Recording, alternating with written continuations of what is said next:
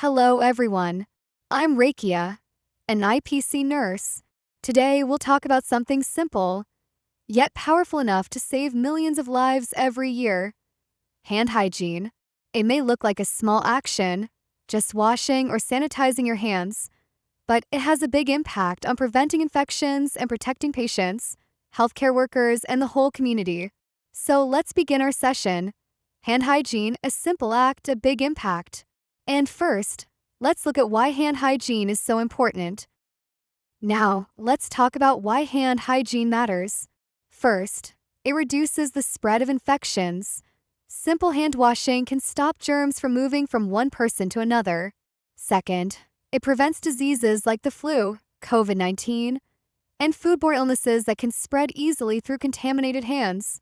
And finally, hand hygiene is essential in all areas of life. In hospitals, when preparing food, and even in our daily routines. It's not just a healthcare practice.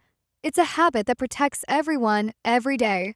So now that we understand why it's important, let's see when we should wash our hands. So, when should we wash our hands? There are a few key moments that really matter. 1. Before eating or preparing food, to stop germs from entering your body through what you eat. 2.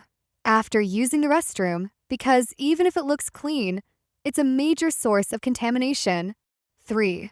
After coughing, sneezing, or blowing your nose, our hands can easily carry respiratory droplets. 4. Before and after caring for someone who is sick. This protects both you and the patient. 5. And finally, after touching garbage or pet waste, to prevent germs from spreading around your home or workplace. Clean hands at the right time make all the difference. Now, let's learn how to wash hands properly. Now that we know when to wash our hands, let's talk about how to do it properly. Step 1. Wet your hands with clean, running water. Step 2. Apply soap and lather well, making sure to cover all parts of your hands. Step 3. Scrub for at least 20 seconds, and if you're in a healthcare setting, aim for 40 to 60 seconds following the WHO technique. Step 4. Rinse thoroughly under running water to remove all soap and germs. Step 5. Dry your hands completely with a clean towel or air dryer. Remember, use the towel to turn off the faucet if possible. It helps keep your hands clean. Up next, we'll see how to keep our hands clean even without soap and water, using hand sanitizer. Sometimes we don't have soap and water nearby, and that's where hand sanitizer comes in. You should use it only when soap and water are unavailable, like when you're outside or in a hurry. Make sure your sanitizer contains at least 60% alcohol. This is the minimum concentration proven to kill most germs effectively. Apply enough sanitizer to cover all surfaces of your hands, and rub for about 20 to 30 seconds until your hands feel completely dry. Remember, if your hands are visibly dirty or greasy, sanitizer won't work well. You'll need soap and water. Up next, let's talk about some common myths and facts about hand hygiene. Let's clear up some common misunderstandings about hand hygiene. Myth 1. Hand sanitizer is better than washing with soap. Fact: soap and water are still the most effective way to remove dirt, grease, and some germs like C. difficile or norovirus that sanitizer can't kill. Myth 2. You only need to wash your hands when they look dirty. Fact: germs are invisible. Even clean-looking hands can carry bacteria and viruses. That's why regular hand hygiene matters, not just when you see dirt, but anytime there's a risk of contamination. Next, let's look at how hand hygiene plays a vital role in healthcare and daily life. Hand hygiene plays a vital role not only in hospitals, but also in our everyday surroundings. In healthcare settings, it's one of the most effective ways to prevent healthcare-associated infections.